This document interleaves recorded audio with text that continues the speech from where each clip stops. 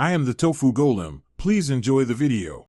You start by making a stable base. Clean hair and scalp, flatten hair into cornrows or a low bun and place a snug wig cap. Once the cap is aligned with your forehead, position the wig and check symmetry. This prevents shifting later. Trim lace carefully, leaving a small margin so you won't cut into the hairline.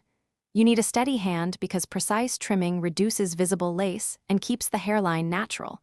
From here, move directly to adhesion for a secure fit.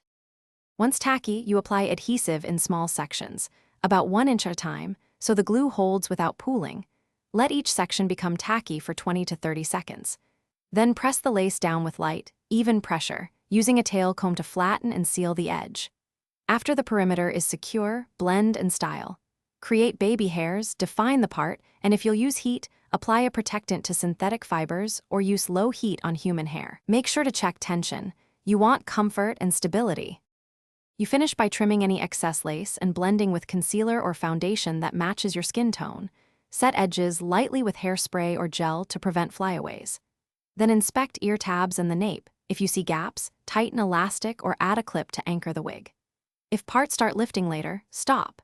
Use adhesive remover to clean the edge, let skin dry, and reapply adhesive to the clean area. This fixes most lifts without damaging the lace or your skin. Thanks for watching. Consider subscribing if we helped you today.